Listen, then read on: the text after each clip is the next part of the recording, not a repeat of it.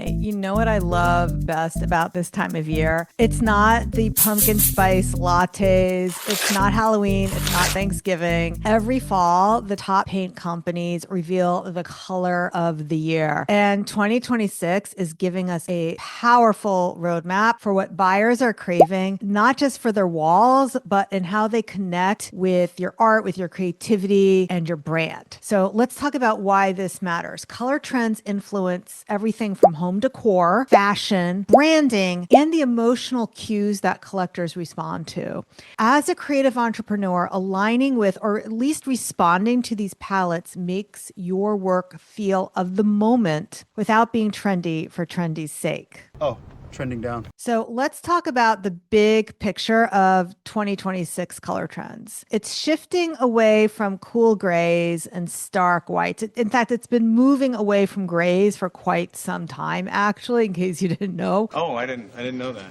But it's moving more towards warm neutrals, whether that's grounding greens, heritage reds, and what they are calling reassuring blues. So the overall theme that color companies are noticing are comfort and heritage, intentionality, and that audiences are craving sanctuary, but also richness and depth. So I'm going to first talk about what's going on across brands and break down some of the specifics. So across the brands, there is a consensus that people want more of that warm khaki, ivory neutrals. I love that color. So example of this would be Sharon Williams' Universal Khaki, Dutch Boys' Melodious Ivory. Another trend that people are noticing are what's known as biophilic greens. Those are new neutrals. So green that kind of has more of a gray feel. Here's an example. Bear's Hidden Gem is kind of a smoky jade. So it's a bluish greenish gray color. Valspar has a color called Warm Eucalyptus. It's a very similar idea.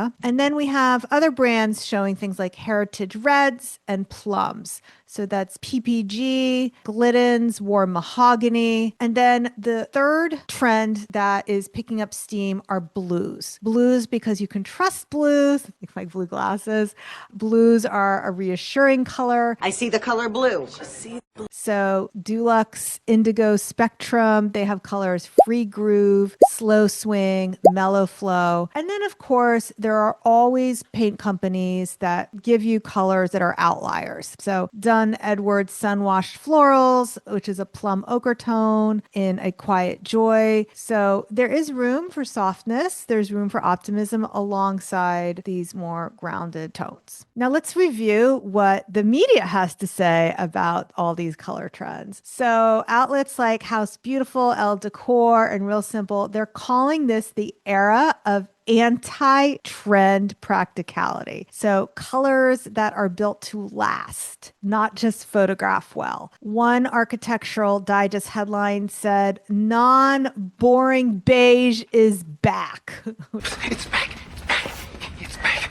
So just like these paint companies are choosing colors that won't feel dated in 2 years, your creative business thrives when you build for the long game, not just the quick dopamine hit of what's hot right now. And for those of you listening who are visual artists, this is also good news. I have one client, Bo Sapphire, who loves to do white and blue. And she said, "Do I have to change?" Well, obviously you don't, especially since blues are actually on trend. It's very traditional. Now I want to talk about what each color family represents for buyers. We're going to start first with the warm neutrals, then we're going to talk about the greens, then we're going to talk about those traditional cool colors, okay? So first starting with our warm neutrals. So the warm neutrals are khaki, ivory, wood tones. Now, every color has kind of a color story behind it. This has a story behind it. The color story of warm neutrals, it's comfort, it signifies longevity, it signifies heritage, it signifies livability. Now, in terms of the way paint companies are talking about it, the way these paint corporations are talking about it, Sherwin-Williams are calling their neutral collection honest essentials. Notice how they're not selling you on beige. They're selling you on honest and essentials.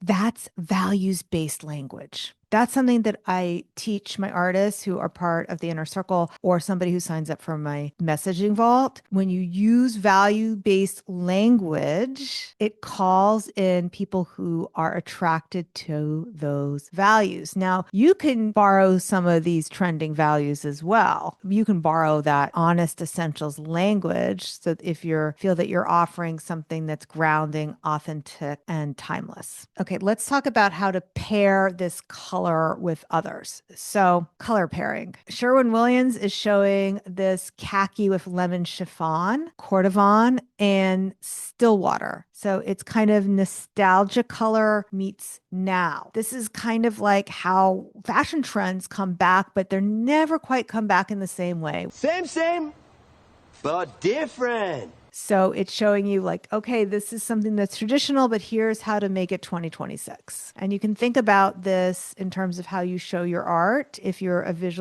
painter, how you're showing it in a room. If you're a fiber artist, these are the colors you need to be using in your fibers. All right, more practical application. Dutch Boy's Melodious Ivory was specifically highlighted as a light amplifier. In other words, better for dark rooms. So let's take that idea and think about that metaphorically. How can your work be a light amplifier? Notice the language that corporations, the paint companies are using to describe their colors as something that people want right now. So the paint company knows people are looking for a light amplifier. Oh, brilliant. That's powerful positioning for your message. Now, for creatives, you can be positioning your work as timeless, as grounding, or quiet luxury. Also, think about these trending colors in terms of your photo backdrops, perhaps your product packaging, maybe the way you frame, maybe handmade textures, depending on what you do.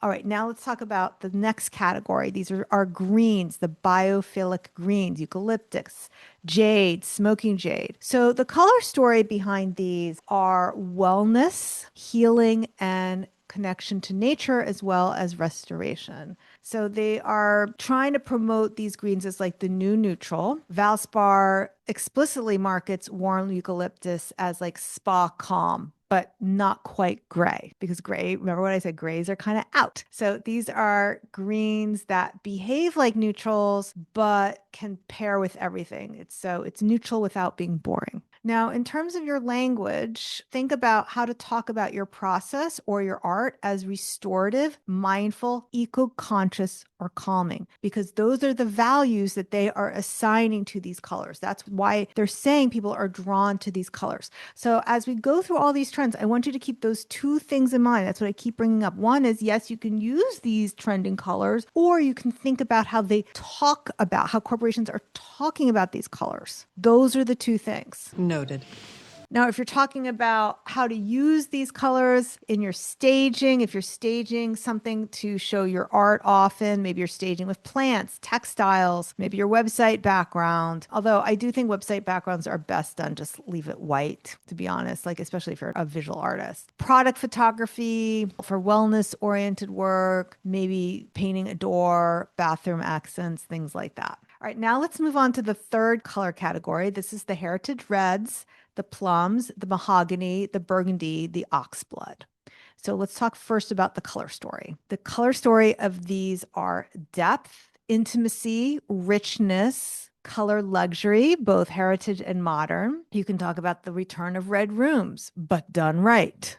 Red room, here we come. This isn't the loud, aggressive red of decades past. It's grounded, it's sophisticated, and it signals boldness without shouting. Now, for creatives, this is perfect for your message, your messaging around courage, resilience, passion, sophistication. In terms of art, think staging a dining room, library, intimate spaces, or luxury product hero shots. I see. Is it good? Those are the environments that these colors pair well with. So again, it's not about using the exact colors. It's about understanding the why behind these colors and going for that. art. So it could be an accent wall for a gallery show. It could be branding for a collection. It could be a seasonal offering tied to these colors or holiday luxury, but it could just be the way you talk about your art. Okay, let's move to the next category, which are blues, indigo, navy, smoky blue. So first, let's talk about that color story. So blue is always the trust color, reassurance, tradition.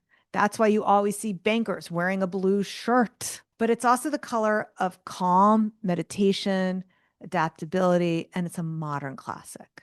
The brand Dulux tied their entire blue palette to music and rhythm. They actually gave their color names like free groove, slow swing, mellow flow. And this shows how metaphor shapes consumer perception. When you name your collection, when you describe your work, when you name a piece, are you being literal or are you tapping into an emotion, a movement, a feeling, or a fantasy? If you have trouble with titling, think about music, nature, and emotion. Those are all universal entry points for how you can name artwork or a collection. It totally makes sense. All right, next let's talk about design pairing logic. So the research emphasized that using indigo as a cool counterpoint to warm schemes, specifically to avoid what designers called a 90s beige relapse. That's your business reminder, by the way. We want a stable base. You want your consistent offers. You want your reliable systems, but you also always want your bold accents. So you're going to have things that are completely timeless. Maybe you always offer portraits, but maybe this season you're offering wedding bouquet portraits. So think about what are your anchor things and then what is something new that you can bring to the table. That's how you keep your business fresh. Now, Dulux is a huge brand in the UK and Canada, showing how color shifts globally. Blues might be more traditional and they might read as traditional in one market, but they might read as modern and avant-garde in a different market. So if you're selling internationally or you want to expand, think about how your color and visual language resonates across cultures. So for the language you can use, you position your work as trustworthy, contemplative, spiritual, and professional.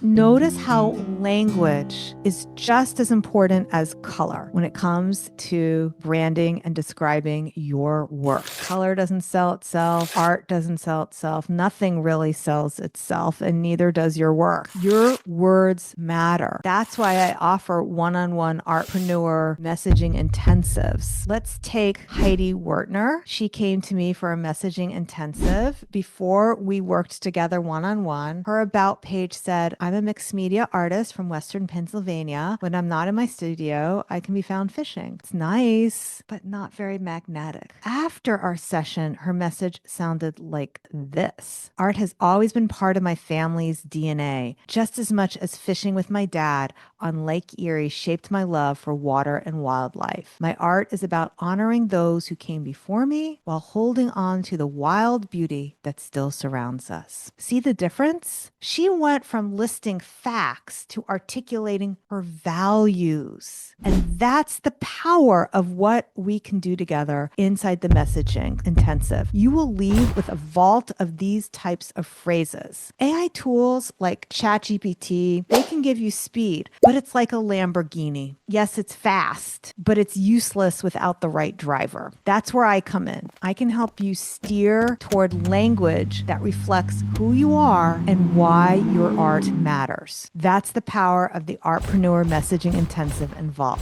We'll transform your personal stories into language that collectors instantly connect with. So if you're ready to create messaging that feels as magnetic as your art, head on over to schulmanart.com/vault and book your session today. All right, now we're going to talk about how to apply this to your creative business. So first, we're going to talk about brand storytelling. You want to infuse your marketing copy with the emotion of these palettes. For example, this collection is about finding the calm in chaos. Use color as a metaphor. Mahogany equals courage. Eucalyptus equals renewal. Indigo is rhythm. Ivory is light. Borrow the same type of framing that these corporate paint companies use. Just like Honest Essentials reframes beige as a value system, how can you reframe your offerings? Not just landscape paintings, but portals to stillness. Not just handmade ceramics, but vessels for quiet joy. 2, collector positioning. Buyers want to see how art and design fits their homes. If walls are trending towards khaki and ivory as the foundation, you need to see how your art looks on that color wall. Art with rich greens or moody reds will pop without clashing. Your work can be the accent to this year's neutral vase, the indigo or burgundy moment that elevates an entire space. Now we're going to talk about these colors in terms of product launch timing, because these colors will lend itself better to different times of year. So for example, winter is a better time to offer red, burgundy focused work. It ties to heritage, it ties to cozy luxury, it ties to holiday gift giving. This has always been true, by the way. Those artists who are inside my incubator, they know that my 2019 Black Friday series featured a lot of art with that focused on my red. And it's not that people are necessarily buying Christmas art, but they're thinking in terms of these types of color feelings that we're talking about. In the springtime, this is a better time to release those green blue collections. Think about wellness, calm, renewal, and fresh starts. And year round, consider neutrals for versatile foundation pieces that collectors can build around, and think about how your art looks against neutral backdrops. If you create products or prints, lead with these colors, the sage and jade, the warm wood and red accents. See how these things work together in what's trending right now. See how your products work with what's trending right now. They look so good together. Next, we're going to talk about social media and photography. So absolutely, you need to stage content with trending backdrops. Even if your art doesn't have the khaki in it, photographing it against a khaki ivory wall can make it seem 2026 current. And here's a very important tip. You can photograph your art against a white backdrop, but change the color of the wall in Photoshop or whatever your photo program is. Very nice idea. It's very easy to do these days. So you may want to include showing your art against several different colors if you're a painter. If you're not a painter and you create products, show your jewelry, show your products against these backdrops. I noticed that in catalogs, they use different backdrops, that colors that are in trend, in order to show off the products. It's not only on a white background anymore. They try to show it that, okay, are these browns? Are these pinks? How can we make this look cohesive? Now, I want to say again that blues will always convey professionalism and trust, which is like why I said before, bankers like blue. For yourself, how can you communicate that you're somebody that can be trustworthy? I tend to wear blue when I am showing up, let's say on LinkedIn, in my email headers or my course materials. People trust people because of the blue color. Now, when you reference these colors specifically, it can really speak to some designers. So for example, when communicating with collectors or with interior designers, you may want to reference the actual paint names. So instead of I used a beige backdrop, you might want to say I staged this against melodious ivory to amplify natural light. And that builds trust with sophisticated buyers. Okay, and now let's talk about 5 copy hooks that you can reuse, that you can borrow directly from the paint companies. So comfort colors, elevated, greens that behave like neutrals, heritage reds for modern rooms, the rhythm of blues, non-boring beige is back. These are all copy hooks that you can absolutely use. I'm going to use that.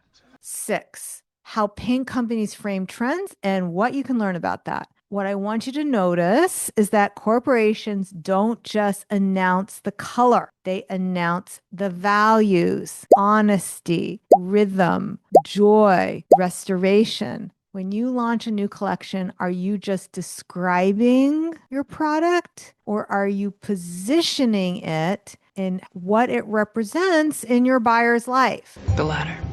This is how you move from treating your art like a commodity, for example, another landscape print, to connecting with your collectors, a portal to the stillness you're craving. See the difference?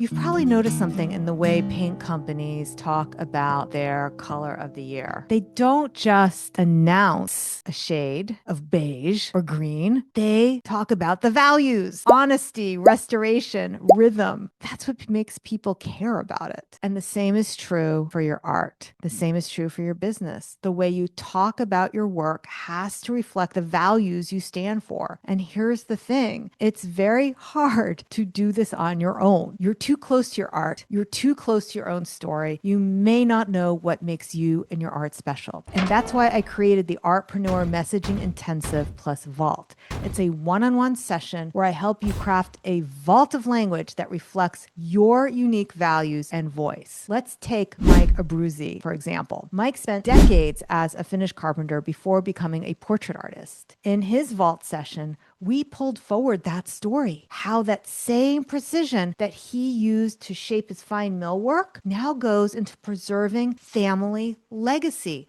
with every portrait he draws. Suddenly, his message wasn't about portraits. It was about craftsmanship, dignity, and devotion. We even weaved in his family's influence in this way. Example, my father worked in construction and I grew up admiring his skill and work ethic. My uncle was the artistic one in the family, and from him, I saw that creativity had a place alongside hard work. Those influences shaped how I see the world, with respect for tradition, compassion for people, and a belief that beauty belongs in everyday life. That's the power of this vault session.